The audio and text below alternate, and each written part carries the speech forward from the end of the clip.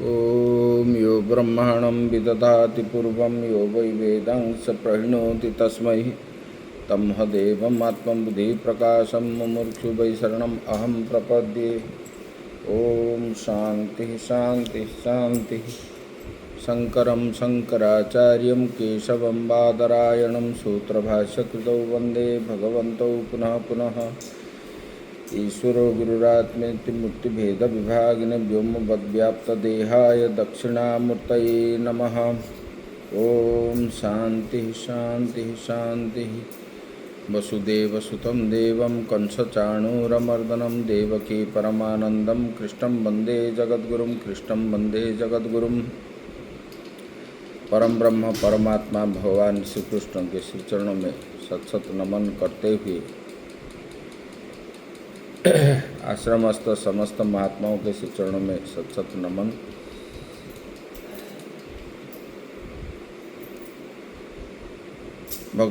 आत्मा स्वरूप भगवत प्रेमी भक्तवृंद भक्तिमयी माताएं, हम लोग विचार कर रहे थे ये 18 अध्याय के मनुष्य के मध्य में उस गीता शास्त्र संप्रदाय प्रवर्तक से बढ़कर मेरा प्रिय कार्य करने वाला कोई दूसरा नहीं है।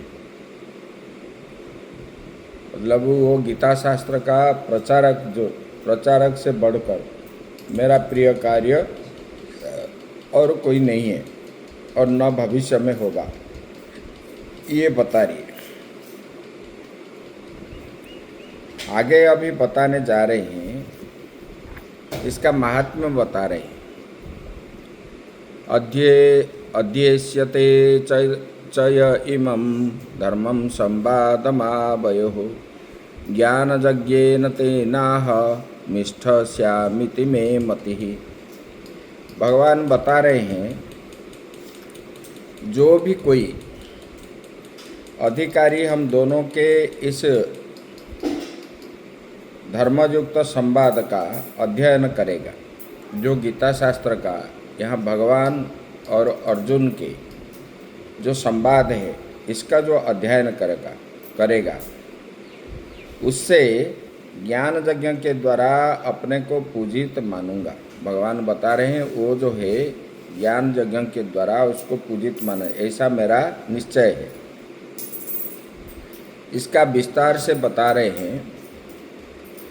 लेकिन हम दोनों का जो संवाद रूप ग्रंथ ये गीता शास्त्र है, ये धर्म से ओतप्रोत है, धर्म से युक्त है, भरा हुआ है। हर श्लोक में, हर अध्याय में जो कोई इसको पठन करेगा या अनुष्ठान करेगा, वो विधि जप उपांशु मानस ऐसे 4 यज्ञ शास्त्र में प्रसिद्ध है। ये 4 यज्ञ का फल उनको प्राप्त होगा। उसमें से मानस यज्ञ होने के कारण ज्ञान यज्ञ अति विशिष्ट माना जाता है। ज्ञान यज्ञों को ज़्यादा विशेषता दिया जाता है क्योंकि ये मानस यज्ञ मन के अंदर होता है। अतः उस ज्ञान यज्ञ के द्वारा उस गीता अध्येता से अपने को पूजित मानूंगा। जो ये गीता शास्त्र को सुनता है, सुनाता है, उसको जो है उस हर जगह में वो पूजित है, भगवान बता रहे हैं। लेकिन इसी वाक्य के द्वारा भगवान श्री कृष्ण ने गीता शास्त्र जो है अध्ययन की स्तुति की है, अथवा इस श्लोक से फल का ही विधान किया गया है। इसका महात्म्य भगवान बता रहे हैं। देवतादि विषय का ज्ञान यज्ञ के फल के समान इस गीता शास्त्र के अध्ययन का फल भी होता है। लेकिन देवता विषय का ज्ञान यज्ञ जो है, ये गीता शास्त्र पढ़ने से उसमें जो फल मिलता है, इसमें फल मिलता है। ऐसा ज्ञान यज्ञ के द्वारा उस गीता का अध्येता से पूजित मानूंगा, ये भगवान का निश्चय है। जो ये गीता शास्त्र को पढ़ता है, सुनाता है, वह संसार में पूजित है ऐसा मैं मानूंगा, क्योंकि इसमें धर्म जुड़ा हुआ है। इसलिए बता रहे लोग बोल रहे हैं, चाहे समझो या ना समझो, गीता की पाठ करो। गीता पाठ करने से यह अच्छा होता है, इसकी वजह से बताते हैं। आगे बताते हैं, श्रद्धावान नसूयश्च शृणुयादपि यो नरः सोऽपि मुक्तः शुभालोकान् प्राप्नुयात् पुण्यकर्मणाम्। अभी गीता श्रवण करने को यह फल मिलता है। जो फल मिलता है ये श्लोक में अभी बता रहे हैं। जो श्रद्धा से युक्त, पाप दोष से रहित जो गीता शास्त्र को श्रवण करता है, करेगा, वो मनुष्य सब प्रकार के पापों से मुक्त हो अग्निहोत्रादि कर्म करने वाले को शुभ लोक को प्राप्त करेगा। जो ये गीता शास्त्र को सुनेगा, सुनाएगा, ये मतलब शुभ लोक को प्राप्त होगा, मतलब मोक्ष को प्राप्त करेगा, यही बता रहे हैं। आगे विस्तार से बता रहे हैं, बोले कि गीता के प्रवक्ता और अध्येता का फल बताते हैं। जो अध्ययन करता है, जो प्रवक्ता है, गीता कहता है, उसका फल अभी बताते हैं। अब वो बता दिए उसका फल क्या है, जो पढ़ता है, जो कहता है। अभी श्रोता के लिए बता रहे हैं। जो कोई मनुष्य श्रद्धा से युक्त हो करके, मतलब किसी भी प्रकार पाप दोष से रहित हो करके गीता शास्त्र का शब्दतः श्रवण करेगा अथवा अर्थ ज्ञान प्राप्त करेगा, अर्थ के साथ वो अर्थ का अनुभव करेगा पढ़ने के बाद, वो भी क्या है, सभी प्रकार के पाप से मुक्त होगा। उन प्रशस्त लोकों को वो प्राप्त करेगा, मतलब वो जो अव्यय पद है उसी पद को वो प्राप्त करेगा। अग्निहोत्रादि पुण्य कर्म करने वाले को जो लोक प्राप्त होता है वही वो प्राप्त करेगा, यही बता रहे हैं।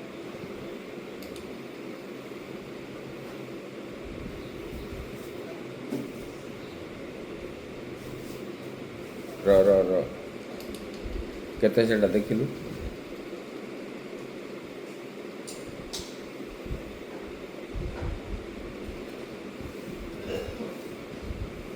फिर बता रहे हैं,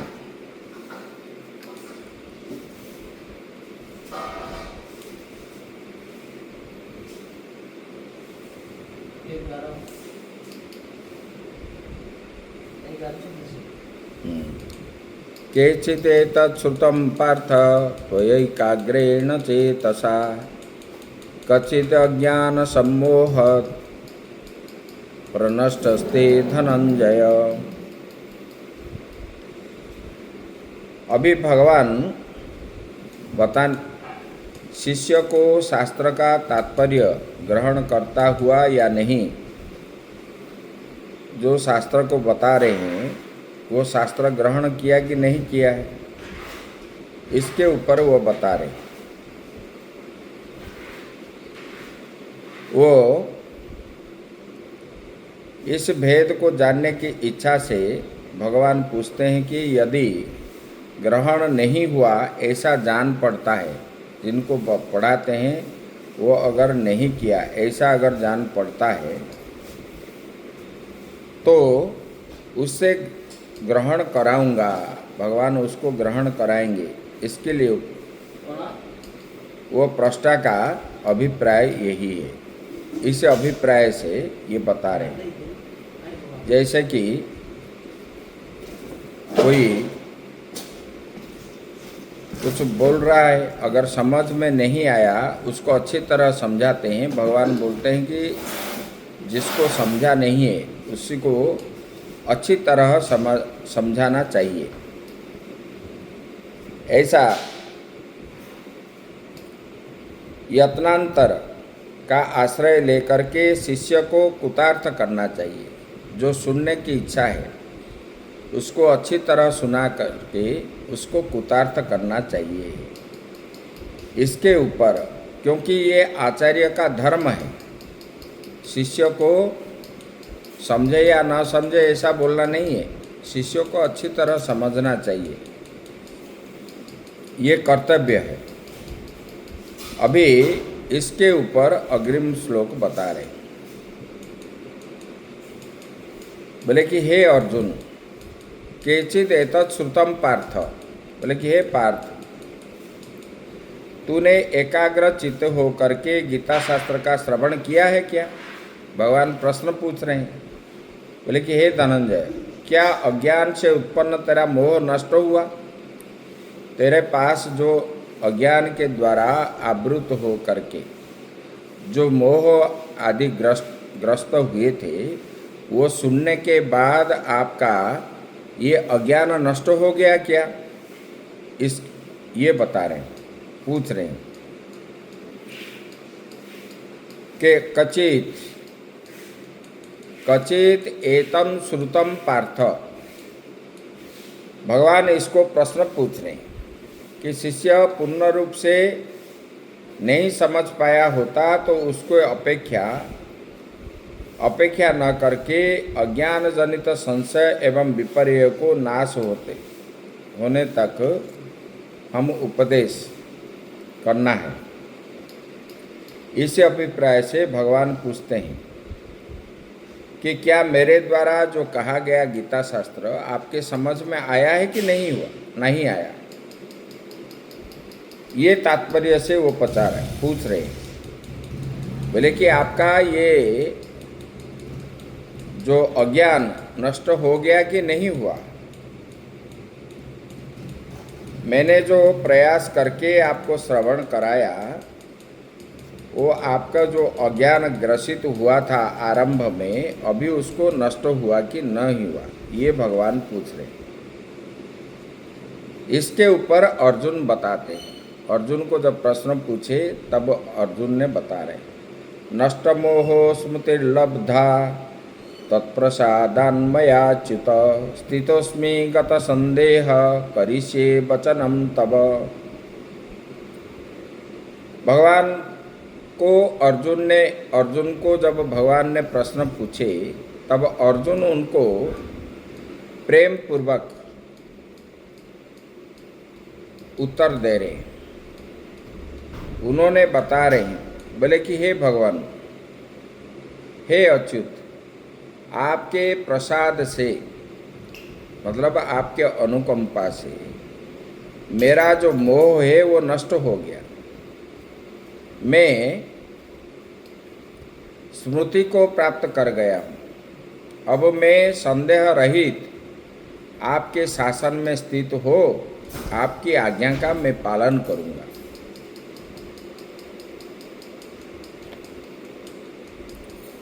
क्योंकि इसका विस्तार से बता रहे हैं, अज्ञान से उत्पन्न हुआ जो मोह है संसार रूप अर्थ का कारण है, बंधन में जीव पड़ता है, जो संसार सागर के समान दुस्तर है, इसको पार करना बड़ा कठिन होता है।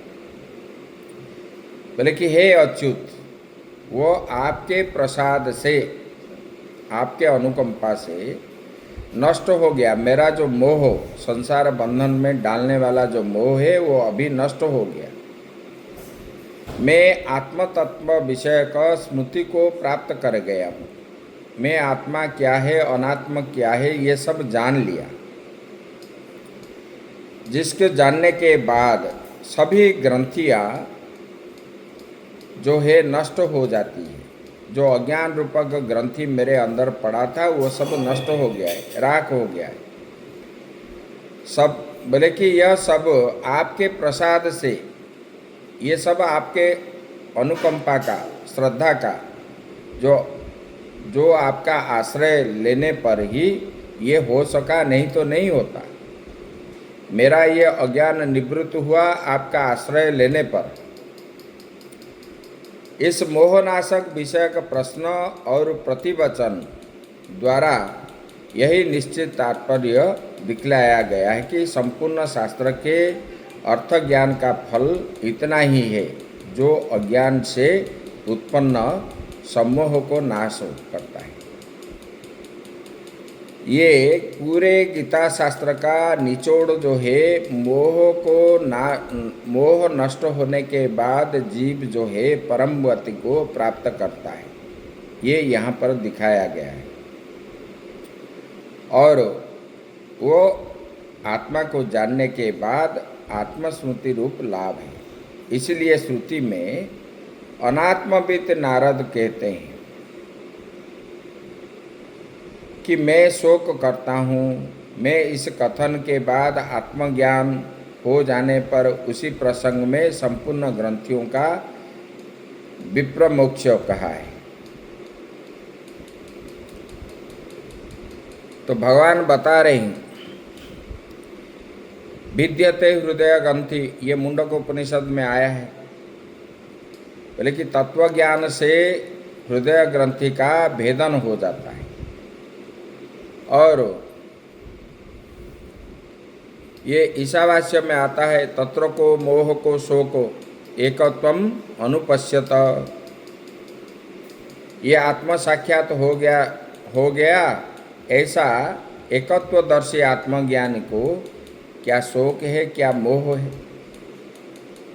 ऐसे उपनिषद में भी आया है। ऐसे अर्जुन भी अभी भगवान बता रहे हैं, बोले कि आपने जो मुझे बताया वो सुनने के बाद अभी मेरा सब प्रकार के अज्ञान रूपक मोह नष्ट हो गया है भगवान। अभी आप जो बताएंगे मैं वही करूँगा, ऐसा भगवान को अर्जुन ने बताया। आगे की चर्चा हम कल करेंगे। ओम पूर्णमदः पूर्णमिदं पूर्णात् पूर्णमुदच्यते पूर्णस्य पूर्णमादाय पूर्णमेवावशिष्यते। ओम शांति शांति शांति।